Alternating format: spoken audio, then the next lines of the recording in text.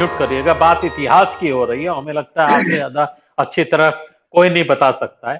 सुभाष चंद्र बोस हो या ये जाट पंचम की छतरी के नीचे उनका पहुंचाना हो, कर्तव्य पथ नाम रखना हो, इस सब के पीछे की विचार क्या है, इसके पीछे दिमाग क्या है?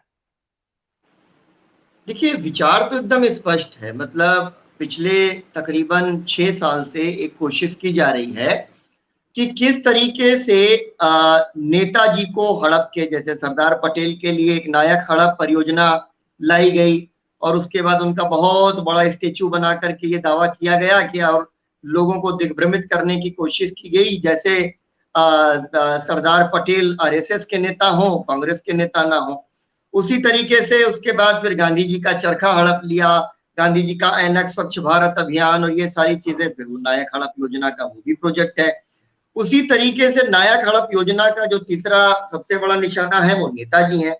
हम आप सब जानते हैं कि किस तरह से बड़े धूमधाम से ये दावा किया गया कि देखिए नई फाइलें डिक्लासिफाई कर दी गई हैं और इनमें ऐसा कुछ मसाला मिल गया है कि जिससे नेहरू जी की सारी कलई खुल जाएगी। कैसे नेहरू जी उनकी जासूसी करवाते थे और कैसे उनको वार प्रिजनर घोषित करवा दिया गया और कैसे अगर नेताजी वापस आ जाते तो उनको जो है ब्रिटेन को नेहरू जी सौंप देते। इस तरीके की तमाम सारी बातें की गई और उसके बाद हमको पता है कि उन फाइल से ऐसा कुछ सब्सटेंशियल निकला नहीं और इस वजह से उनको वो जो है अंडर द कारपेट उनको डाल दिया गया।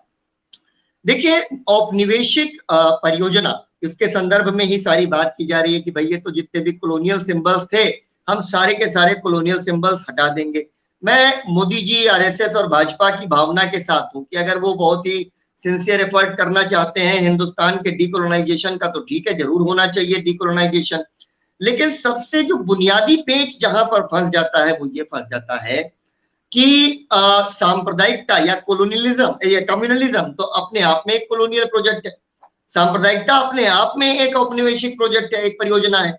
कैसे है, 1857 में जो क्रांति होती है, 1857 की जो क्रांति है उसमें हिंदू और मुसलमान कंधे से कंधा मिलाकर लड़ रहे हैं, सांप्रदायिकता का लेश मात्र नहीं है। मेरठ से उच्च जातीय सिपाही निकलते हैं और लाल किले में आकर के लाल किले के दरवाजे के सामने नारा लगाते हैं, खल्क खुदा का मुल्क बादशाह का। ये सारे के सारे हिंदू हैं और एक बादशाह एक मुसलमान है, उसको जाकर के कहते हैं कि आप हमारा नेतृत्व संभालिए। बिठूर में कानपुर के पास नाना साहब बैठे हैं, नाना साहब ये नहीं कहते कि नहीं नहीं ये मुगल बादशाह, इनका कलंक तो मिटा देना चाहिए। वो कहते हैं कि मैं मुगल बादशाह का पेशवा बनूंगा और बहुत बड़ी एक क्रांति हमारे यहाँ उत्तर और मध्य भारत में होती है। यानी उस दौर में सांप्रदायिकता नहीं है। बहुत अच्छा मिसाल है कि कैसे अयोध्या की जो हनुमानगढ़ी जो है, हनुमानगढ़ी के जो पंडित हैं वो बगावत करते हैं 1857 के खिलाफ, 1857 में अंग्रेजों के खिलाफ, और एक पास में मस्जिद है उसके जो मौलाना है वो भी उनको ज्वाइन कर लेते हैं और दोनों को एक साथ बांधा जाता है और एक साथ फांसी पर लटका दिया जाता है। तो 1857 में इस देश में सांप्रदायिकता नहीं है। अब अंग्रेजों को लगा कि भाई ये तो एकजुट हिंदुस्तान है, एकजुट हो जाएंगे अगर ये, तो अंग्रेजों के खिलाफ बड़ी चुनौती है। तो उन्होंने क्या कहा, एक पुरानी कहावत होती थी डिवाइड एट एम्परा, फूट डालो राज करो।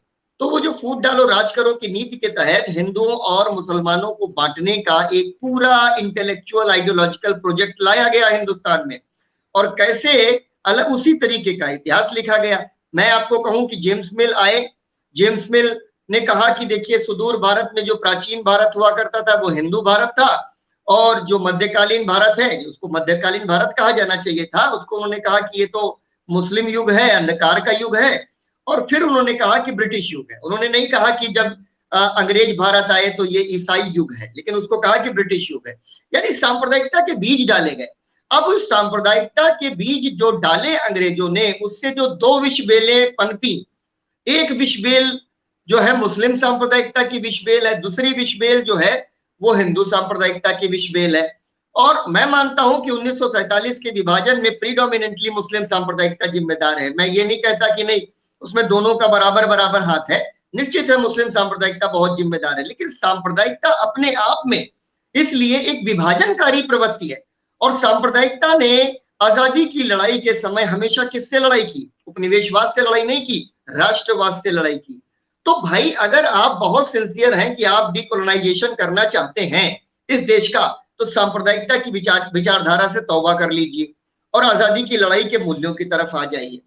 अब जो दूसरी जो बहुत बड़ी महत्वपूर्ण बात है, जो जब मैं नेताजी पर बात करूं तो मैं कहूं कि आप जरा फर्ज करिए कि नेताजी आज के दौर में जिंदा है और नेताजी घोषणा करते हैं कि मैं आरजी जो हुकूमत है, आरजी हुकूमत हिंद, इसकी मैं घोषणा कर रहा हूं।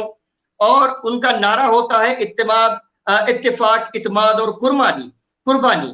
अब इसमें इत्तेफाक में मतलब यूनिटी है और फेथ है, सेक्रीफाइस है, लेकिन उन्होंने क्या लिया, ये दोनों हिंदुस्तानी के शब्द लिए जो ज्यादा उर्दू के नजदीक है। आज का जी टीवी जो है उसके ऊपर रिपोर्ट कर रहा होता कि भाई साहब ये पता नहीं कौन से जो है टेररिस्ट ऑर्गेनाइजेशन है जो आरजी हुकूमत की घोषणा कर रहे हैं और ये इत्तेफाक, इत्तेमाद और कुर्बानी जैसे नारे दे रहे हैं। जाने भगवान जाने क्या हो रहा है इस देश के भीतर। तो नेताजी की जो मूल भावना है, नेताजी की जो सोच है, नेताजी की चाहे आजाद हिंद फौज की सोच हो, नेताजी की आजाद हिंद सरकार की सोच हो, उस सोच को अगर हम देखते हैं तो हम पाते हैं कि वो तो बड़ी राष्ट्रीय है, बड़ी व्यापक है, बड़ी समावेशी है। जो युद्धबंदी उनको मिले, क्योंकि जो नेताजी की जो आईएनए है वो सेकंड आईएनए कही जाती है, क्योंकि उसके पहले रासबिहारी बोस वगैरह ने आजाद हिंद फौज का गठन किया है, उसकी कोशिशें की हैं। नेताजी जब पहुंचते हैं तो नेतृत्व उनके हाथ में आ जाता है, उसका वो पुनर्गठन करते हैं। और उस पुनर्गठन का अगर आप विजन देखिए, उसमें जो फर्स्ट गुरिल्ला रेजिमेंट है वो जो है जनरल कियानी के हाथ में है। सेकंड गुरिल्ला रेजिमेंट है, उसका नाम है Gandhi brigade. Third guerrilla regiment का नाम है आजाद ब्रिगेड। फोर्थ गुरिल्ला रेजिमेंट का नाम है नेहरू ब्रिगेड। यानी जो है नेताजी सुभाष चंद्र बोस वहां पर भी एक राष्ट्रीय सरकार की स्थापना करना चाहते हैं और वहां पर आपको गांधी भी मिलेंगे और आपको नेहरू भी मिलेंगे। ये वही सुभाष चंद्र बोस हैं जो सिंगापुर की धरती पर अपने सैनिकों को संबोधित करते हुए कहते हैं कि मैं सिर्फ उस दिन तक तुम्हारा नेता हूं जब तक हम भारत की धरती पर कदम नहीं रख देते। जिस दिन हम भारत की धरती पर कदम रख देंगे हम सबके एकमात्र व सर्वमान्य नेता महात्मा गांधी होंगे। गांधी जी को राष्ट्रपिता कह करके नेताजी सुभाष चंद्र बोस याद कर रहे हैं। सावरकर के खिलाफ अपनी आत्मकथा में नेताजी लिख रहे हैं कि सावरकर को तो हिंदुआइजेशन एंड मिलिटराइजेशन बोर्ड के अलावा कुछ अभी सूझ ही नहीं रहा। इनका आजादी की लड़ाई से कोई लेना देना नहीं है, राई रत्ती लेना देना नहीं है। नेताजी इस चीज से बेहद दुखी हुए हैं। और उसके बाद ये जो सेना इकट्ठा कर रहे थे सावरकर, वो सेना किसके खिलाफ लड़ने वाली थी? वो सेना तो जो ईस्टर्न बॉर्डर पर आईएनए से ही लड़ने वाली थी ना। तो अगर वो सेना आईएनए से लड़ने वाली थी तो यानी सावरकर ब्रिटिश सेना में हिंदुओं की भर्ती कर रहे थे, जाओ नेताजी से लड़ो जा करके। तो सोच के स्तर पर तो यहाँ दूर दूर तक कोई सामंजस्य है नहीं। दरअसल ये बात जो हम लोग इतनी देर से कह भी रहे हैं कि एक बहुत पावरफुल प्रोपेगेंडा मशीनरी तैयार कर ली गई है और मोदी जी बहुत बड़े शोमैन बनकर खड़े हो गए हैं। वो स्टेटमेंट देंगे और मीडिया उसको तेजी से सर्कुलेट करेगा, सोशल मीडिया उसको तेजी से सर्कुलेट करेगा और उसके बाद इस देश के जनमानस का इतिहास बोध पलटना है। असली प्रोजेक्ट ये है कि इस देश के लोग आजादी की लड़ाई की जो तस्वीर अभी तक वो जानते थे या जो वास्तव में थी भी, उसके बजाय वो ये कहने लग जाएं कि नहीं, आजादी की लड़ाई में जो है गांधी नहीं थे और नेहरू भी नहीं थे, ये भी नहीं थे, वो भी नहीं थे। और थोड़े दिनों के बाद ये घोषित कर दिया जाएगा दरअसल कि ये तो सारे के सारे इतिहासकारों ने गड़बड़ कर दी, वरना तो आरएसएस नहीं लड़ाई लड़ी। अब ये वो नेताजी हैं, आखिरी बात मैं अगर ये कह लूं ये वही समय है, गांधी जी नारा दे रहे हैं ना एक भाई ना एक पाई, और सावरकर वहां पर मिलिटराइजेशन बोर्ड बना रहे हैं, हिंदुओं जाओ ब्रिटिश सेना में भर्ती हो जाओ। और जब यहां पर गांधी जी घोषणा करते हैं भारत छोड़ो आंदोलन की, उस दिन मलाया में, बर्मा में बाकायदा सेलिब्रेशन मनाया जाता है कि देखिए आजादी की लड़ाई शुरू हो चुकी है। तो ये दोनों लड़ाइयां एक दूसरे से गुत्थम गुत्था है, ये एक दूसरे को कॉम्प्लीमेंट करती हैं, ये एक दूसरे के खिलाफ नहीं लड़ रहे थे, ये एक दूसरे से के साथ मिलकर अंग्रेजों के खिलाफ लड़ रहे थे। और जब ये आईएनए के वॉर प्रिजनर्स का मुद्दा आया, जब उनको ब्रिटिश पकड़ के लाए, तो बंबई का जो सत्र होता है उसमें ऑल इंडिया कांग्रेस कमेटी कहती है कि आईएनए की युद्धबंदियों की रिहाई हमारे लिए पहली प्राथमिकता है। और एक डिफेंस कमेटी बनाई जाती है रिहाई के लिए, और उसमें जवाहरलाल नेहरू हैं, आसफ अली हैं, भूला भाई देसाई हैं, तेज बहादुर सप्रू हैं, कैलाश नाथ काटजू हैं, बख्शी सर टेक चंद है। मतलब आप फहरिस्त देख लीजिए, इसमें कौन सा आरएसएस का व्यक्ति है जिसका नाम ले सकते हैं कि साहब हमारे यहाँ फलाने फलाने जी भी वहां पे मौजूद थे? कोई मौजूद नहीं था। कांग्रेस की पहल पर INA relief and inquiry committee का गठन किया जाता है और युद्धबंदियों के लिए आर्थिक मदद जुटाने की बात होती है।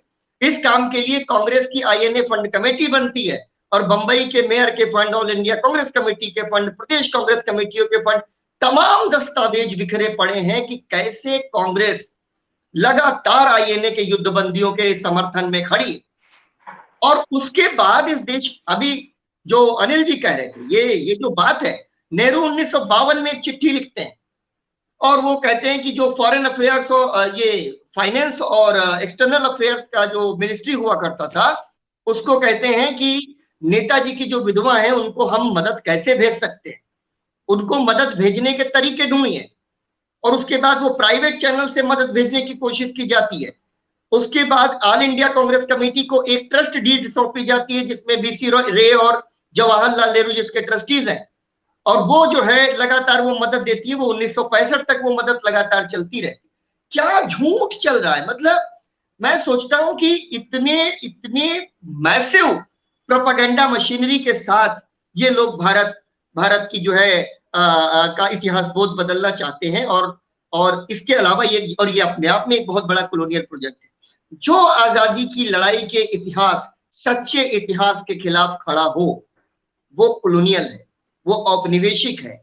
क्योंकि एक काम आजादी की लड़ाई को बदनाम करने का अगर किया तो अंग्रेजों ने किया, और दूसरा काम अगर आजादी की लड़ाई को बदनाम करने का किया तो फिर वो सांप्रदायिक।